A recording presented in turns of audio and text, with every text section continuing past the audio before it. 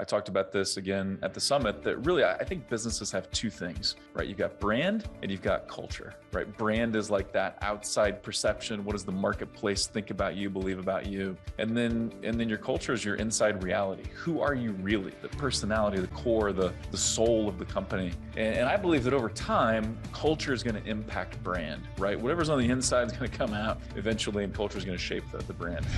Welcome to Grow Think Tank.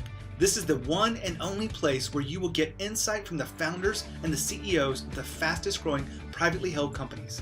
I am the host. My name is Gene Hammett. I help leaders and their teams navigate the defining moments of their growth. Are you ready to grow? Have you ever thought about how important culture is to your organization? Well, today we're going to look at one of the founders and CEOs of a fast growth company, and they talk about culture first. And it's a common conversation that happens across their halls, across their Zoom rooms. And we're going to talk about what culture first really is and what it means. Today, our special guest is Brett Curry. Brett is the CEO of OMG Commerce. They're a specialty e-commerce company. They do a lot of different services within the Google and Amazon kind of ecosystems. But you want to make sure you tune in here, because this is a really fantastic interview about people and about what does it take to create culture alignment, and what does it take to really help people move forward. We talk about values. We talk about leadership principles. We talk about hiring. There's so many things inside this to help you be a stronger, more effective leader. Now, my job is to help you be a stronger leader, but I also know that you want to empower the people around you. And you probably have a lot more people problems than you would like to have. And what I believe is a lot of those people problems come down to one thing: ineffective leadership. And if you have ineffective leadership, you know that the emerging leaders, or maybe even the middle tier leaders inside your company, are not leading effectively, then you want to make sure that you get them the support and training they need. There's a lot of different places you can look at this, but I'd like to talk to you about what we're doing here with Leadership On-Ramp. This is a commercial. I'll be direct and honest, but I'm really excited about how we're helping people in an 8-week program get more out of their emerging leaders, create better leaders across the company, and impact the culture, and reduce any impact that retention is having, and really attract top talent. There's a lot of things that are just going well inside this whole concept. And I'd love to talk to you about what Leadership On-Ramp is, see if it's a fit for you. If you're curious, just go to genehammett.com, schedule your call. We can have a chat about what's going on in your company. What are the missing elements that you want to focus on? What are the skills that your people just don't have, you want them to do more with, be more comfortable and confident about? But inside Leadership On-Ramp, we'll go through all that. Just go to genehammett.com and schedule a call. Today, we're going to be talking with Brett about culture first. So here's the interview for right now. Brett, how are you? Good, Gene. How about you? And thanks for having me on, man. Really excited to be here. I am doing great. Excited to have you too. We're going to have a great conversation about culture first and unpack what that means. Before we get into that, let's talk about your company, OMG Commerce. What are you guys up to? Yeah, so we're a digital ad agency. We focus on the e-commerce space. So all of our clients are D2C e-commerce companies, which have really exploded in the last couple of years. But we have two areas of focus. One is kind of the Google Ads ecosystem, so Google Search, Shopping, YouTube. And then the other side is Amazon, so the Amazon Marketplace and Amazon Ads. And so our focus is we want to help accelerate growth for e-commerce companies. And I'm a longtime ad guy, always been a fan of advertising and marketing. And it's just been a really fun ride to build this company. We're at about 57 people now at the time of this recording, and growing pretty rapidly. Well, I've worked with a lot of clients in your space, and I'd love for you just to take maybe a minute, not too long. This is not a full monologue here, Brett. Just to talk about where you see e-commerce right now as it relates to ads. Like, why are people not embracing this? I know some people are to some degree, but what would you tell someone who hasn't embraced ads yet? Yeah, it's a great question. I think for the most part, companies that we encounter have embraced ads, because that's why they're reaching out to us. I think occasionally you got brands that were started on Amazon. That's a relatively new thing in the history of business. Last 10 years or less, where you've got these really product first companies where they design a product that's got some utility to it and they've just sold it on Amazon, and they've really succeeded because there's so much traffic on Amazon and such high conversion rates on Amazon. And so some of those businesses really don't think about advertising, and they never built the business to have the margins to advertise. They really didn't think about building a brand. And so those are usually the companies that struggle with, how do we advertise? Do we advertise? It's if they kind of built their business to succeed off of Amazon's growth, as an example. But most of the time, and this is one of the reasons we got into e-commerce back in 2012, was, hey, the whole customer journey is online, right? And I'm a data guy. I like the creative aspect of advertising for sure. Also a data guy. So I'd love to see from click to shopping to checkout to post-purchase, we can see all of that for the most part. iOS 14 and a few other changes have made that more difficult, but we can, for the most part, see that. And I just love that. So I think for the most part, e-commerce companies, they know they've got to advertise, and they've got to advertise online because that's where everything takes place for them. Well, I'm glad we had a chance to get some framing in here for what you do at OMG Commerce. We're going to talk about kind of the behind the scenes of, fast growth that you've been through. We were talking before we cut the recorder on, you wouldn't be where you are today if you didn't have the right people in place, you didn't have the right culture. And one of the things that you guys have kind of gathered around and really centered on is this idea of culture first. So I want to let you talk about it, and we'll go deeper with what you see as culture first. Yeah, I love that. And so really one of the things that I preach a lot, and we just did our big annual summit where we had all our remote employees come into our offices, and we met for a week. And I talked about this again at the summit, that really, I think businesses have two things, right? You've got brand and you've got culture, right? Brand is like that outside perception. What does the marketplace think about you, believe about you? And then your culture is your inside reality. Who are you really? The personality, the core, the soul of the company. And I believe that over time, culture is going to impact brand, right? Whatever's on the inside is going to come out eventually, and culture is going to shape the brand. And so we really wanted to kind of build culture first. And we started mapping out like our culture values back when we probably had, 15 employees or something like that. But we felt like, hey, culture is going to shape everything we do, and the way we operate on the inside, the way we take care of our employees, that's going to impact clients. And I'm a huge fan of taking care of clients. I want clients to never leave us.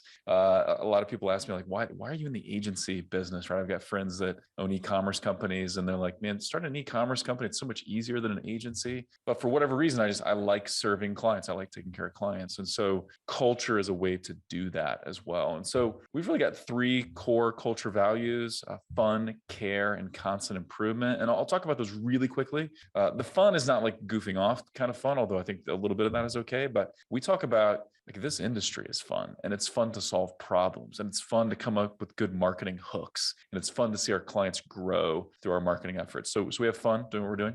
We care. So we care about each other, but then we treat our clients' businesses like they're our own. So we focus a lot on, hey, think like an owner, right? How can you think like an owner in this case? And then constant improvement is obvious, but this is an industry that's constantly evolving, constantly changing. And so we have to have this thirst for knowledge. And then we also need to challenge one another to grow. So we talk about, hey, we help each other level up. And we get this a lot from new hires that they say, I've never been in another environment like this where my coworkers really want me to grow and want me to succeed. It's very collaborative. And so we believe that creates great results. And so that's really what we're about. I know that you believe in using culture as a way to filter out the undesired employees and improve your selection process. And we'll go through that in a second. Your culture values, walk us through how you actually discovered what they were. Yeah, it's really good. I think part of that, and we had a couple of coaches and people kind of work with us and help guide us through the process. But part of it is like what has made you unique and successful up to this point. And my business partner, Chris Brewer, and I, we tried to build a company from the beginning that took care of people and that took care of clients. And so we kind of had to look at what is our ethos, what do we care about from the beginning. So part of that was introspective, and then part of it was also aspirational too. Like, okay, here's where we are now, and here's what we think will never change. Here's where we want to go, and so that's kind of how we helped unpack it. And I think it's picking those specific things: fun, care, and constant improvement. Really did come down to, hey, what are some things that will never change? what are some things that will really take care of clients? What are some things that will help bring the best out of our employees? And then, what do we believe in? And so we do hear this a lot, and we showcase the culture, but a lot of people, a lot of new hires or prospective hires, they come in and we say, hey, what attracted you to OMG? And a lot of times it is culture. It's reputation, but like culture is a huge part of that. Now, Brett just talked about finding your values. He walked you through his process. Let me share with you some ideas that you can do to get this started. Now, maybe you already have values, they need to be refreshed, or maybe you don't have values and you just need to have a baseline. Well, the first place you want to look is talk to your co-founders, whoever that may be, and really just have a conversation about who are we? What do we stand for? And when you answer those questions, you're looking for words or phrases that allow you to define why you're successful. And if you can do that on your own, and then you can start reaching out to the executive leadership team and get them to play around this and really create some themes, some big categories of these values. And then you can actually, depending on the size of your company, if you have less than probably 40 people, you can actually get everyone involved and have them share in there and answer the key questions that Brett actually shared with us, which is really will help you refine that what your values are. So that being said, when you get to the point where you have them, then you can have a core team. It doesn't have to be just the executive leadership team. It can be a cross section across the company. In fact, I'd love for you to be able to create a place where every level is represented. You have 6 or 8 people come together organize it, create the real dominant themes that come out of this and decide which ones are yours. Now, you don't want too many. You want to have somewhere between 3 and 5, maybe 6 if you need to. You want to be able to remember them. You want them to be powerful. You want them to be really defining. I like phrases more than I like single words, but all that is just a quick little primer in how you can refresh or create the values you need to align your culture to. And there's many different ways you can use it. There's actually 12 ways. I'm writing a book about it. It's not out yet, but I'd love to help you with that. If I can answer any questions, just send it to me. I'd love to read those emails and support you in the right direction. So all you have to do now is keep listening in here to Brett. Well, let's go into that. We started this off. We're going to talk about culture first. You got to start in this hiring process. How do you use culture first as a guiding principle to hire the right people? Yeah, it's so good. This is something that's evolved quite a bit over time, and a couple of recent resources that we've looked at. This did not shape the early stages of hiring, but it's definitely helped recently. Amazon has a program called the Bar Raiser Program. There's a great book called Working Backwards that kind of outlines that. I'm going through a book called Work Rules by Laszlo Bock from Google. They've got some good insights as well. Google's notorious for, they used to do like 20 or 30 interviews before they hired somebody in crazy stuff like that.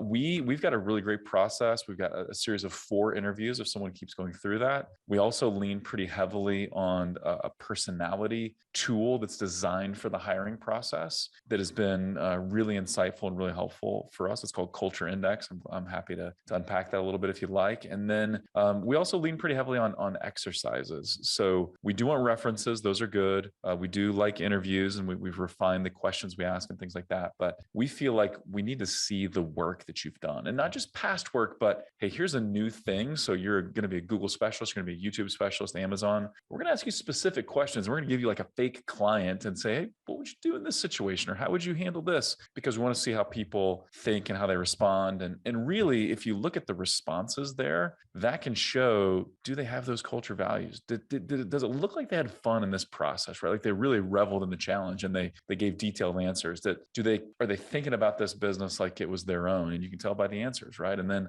are they constantly improving? So are they sharing strategies that are old? Again, if they're talking about Google ads or YouTube ads, are they outlining a strategy in this exercise that maybe worked 2 years ago, but doesn't work today?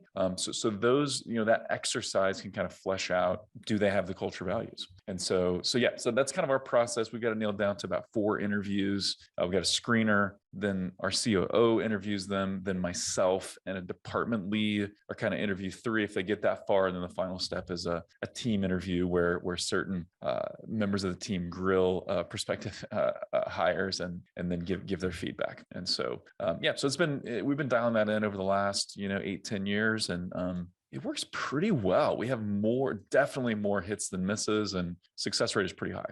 I appreciate you walking us through the 4 interviews and even the exercises. We don't hear that much when we ask this question. Did you guys get this from someplace, or did you just kind of stumble upon this strategy? Yeah, I mean, we definitely got it from somewhere. I can't remember where. Maybe another agency owner or something like that. I mean, it really helps because obviously, some people interview really well. Other people don't interview that great, but they're really bright, really talented, things like that. So sometimes someone's background, their resume tells the full story, but usually not. Like seeing that unique test that you created, so they've got to come up with their own answers, kind of on the spot.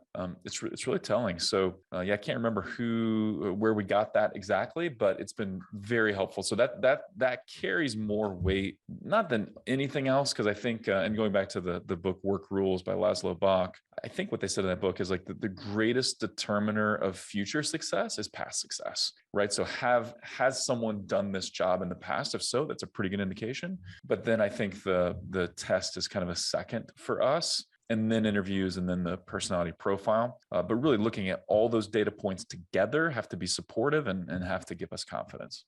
I want to go really dive into the other aspects of culture that are necessary. I don't know what you guys are doing in this new age of work, because things are different. I would imagine you've got some flexible working arrangements with your contractors and employees that are all around the globe. But what would we see inside your organization to help you align culture the way you have it today? Yeah, so we are flexible, and that's something that you obviously started at the beginning of the pandemic and has evolved a little bit over the last couple of years. And now we're fully optionally remote if people choose to do that. We do have about 10,000 square feet of office space downtown here in Springfield, Missouri, where our headquarters are. So people can come in. I'm here every day just because I work better here.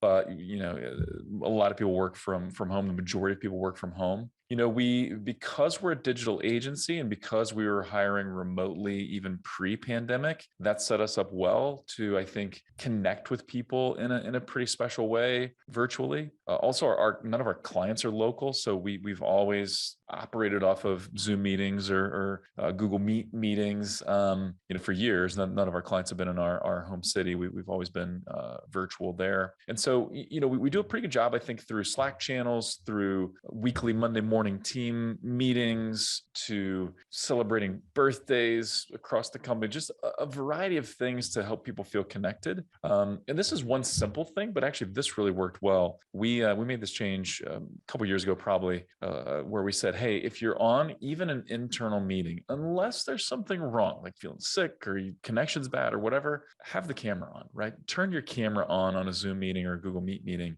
And that simple change, I think, led to better connection. And this is, I think, going to be important as we move forward, that we need to feel connected to our team members, and we need to feel seen and heard. And having the camera on, even though a lot of people don't like it, I think they would also say, yeah, but it is better.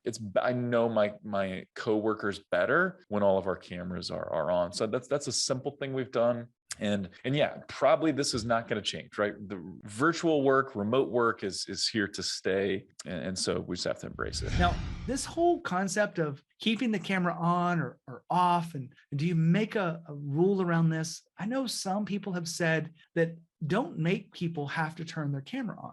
Now, I'm not sure where this actually came from or who started it. I don't agree with this. I really believe that under most circumstances, you should be able to turn the camera on. I get the fact that you might not have done your hair, done your makeup, and things like that.